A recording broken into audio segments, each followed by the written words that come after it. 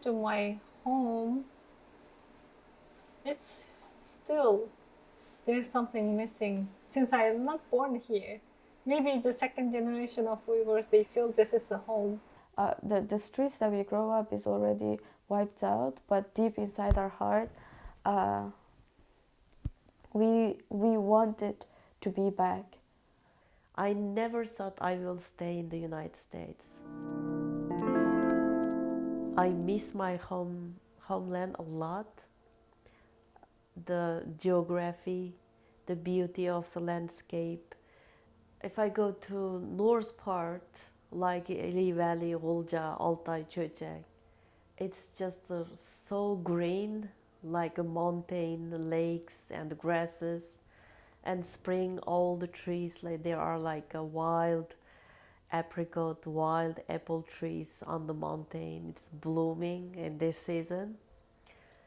But if I go to south part of my homeland, like Tarim Basin, Taklamakan Desert, I can just see a golden colors of beauty. My culture, I think we love more color. The fabric over there, it's atlas. It's very colorful. Maybe people like simple stuff. I like color. We paint the wall to orange, purple, so many different colors.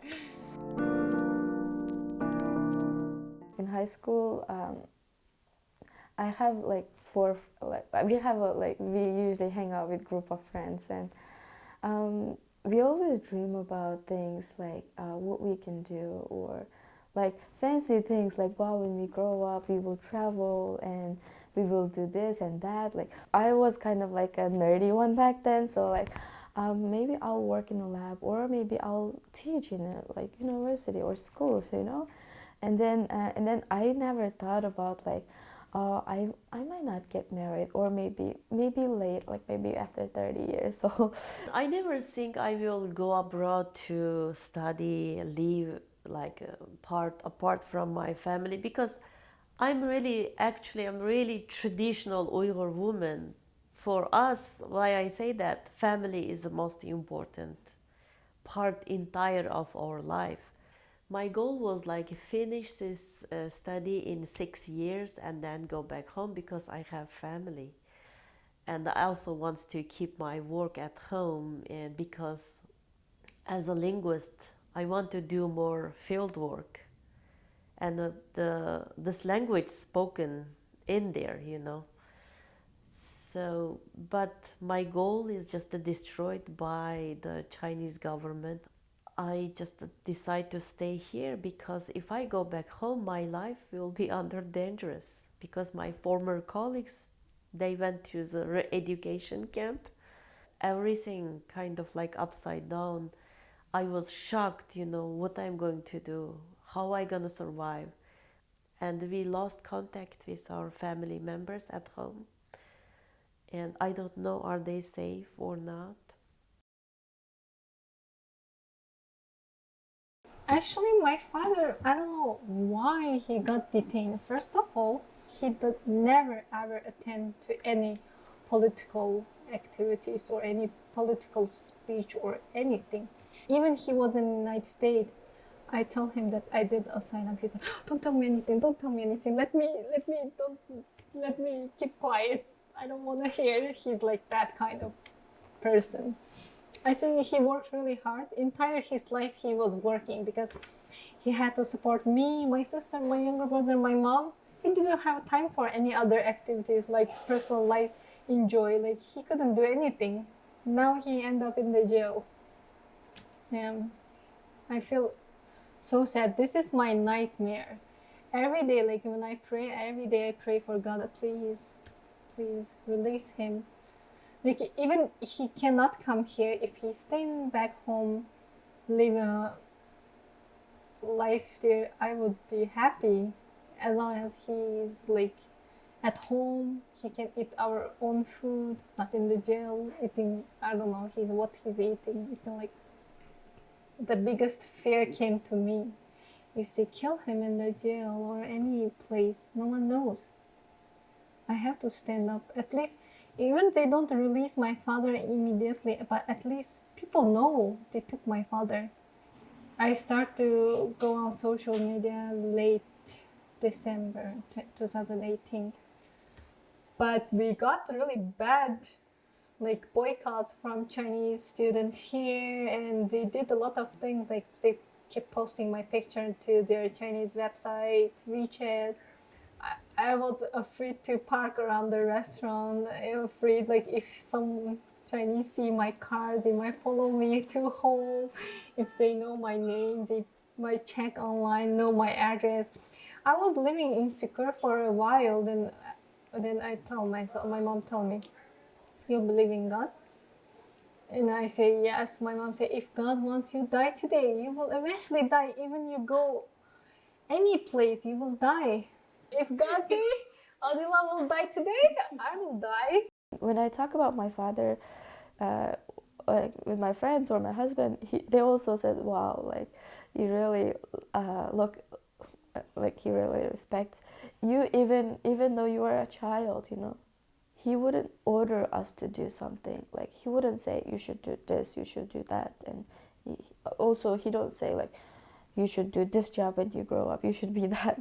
But he just that say like, okay, you need to work hard for yourself, and whatever you do, like we support. He's this kind of person. That's why I feel like he's the coolest father that I ever have. Like that I like the coolest person that I ever know. Like, so that's kind of a parent that I wanted to be. He is my father who would do anything for me, and why, and but I'm here still waiting, like, and with fears and worries, and that worrying about that what would happen to her.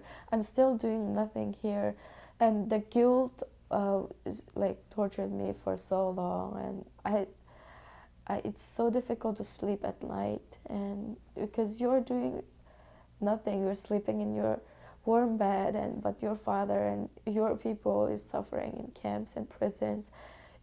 You never know what could happen to him. My brain is totally destroyed, kind of like, I discover myself getting so stressful. So I stopped working on my dissertation at least for 6 months. I went to psychotherapy, try to heal myself. We eat lamb all the time. Uyghur people eat lamb. Lamb is more main cuisine, like main meal for us, meat. And when we start the business in the beginning, we kept the flavor same as it is as much as we can. Food is like very interesting part of my culture, but caring is more important. In my culture, we care about family. It's like a lot. We take like our family, like parents, take care of us like until we grow up, and we take care of them when they get older. Like there's a bind together. We never could go away. Like Our people is very kind, you know. That's also like the thing that I learned from my father, also from my community. That's I really very proud of, the hospitality and the kindness to others. They invite you to to their house, and at least give a tea or water to drink. we get along with neighbor like a family. I know my neighbors. We've been there, like we've been like connected to each other every day since I was young. But here I don't know my neighbors. I moved to Braintree for 3 years. I just said hi once, and I don't see them. Everyone is so busy. We were both studying like at the same school, and then we both get a job at the same time, and we both live in the same country, which we have a lot of things that looks like a coincidence, but I think it's a fate, you know, that bring us together. And me and my husband's plan is to teach her our language, and we have a lot of books written in Uyghur language, so I want her, like when she grows up, I want her to be able to read them. If you lose your language, that means you are kind of starting losing your culture, losing your everything. As a scholars, our goal is like educate next generation. As a language instructor, I always teach my students and even at home teach my kids, respect other people, respect other culture, don't destroy them. The world is beautiful with a different culture, different diversity, different color. Even we still have our houses are traditional, our architecture, even everything, the streets are there, but the people like they lived in fear, and a lot of them face torture, and that psychological damage would never be fixed, I think. If I remain weak, and if I remain with fear and don't do anything, and just forget about my culture and my religion, it will, my kids will not never remember about it. I try to not involve it with the politics because I'm a scholar, I'm not a politician. But we are living in that politics, so you can't really avoid yourself, just to hide yourself in somewhere. This condition push you to say something.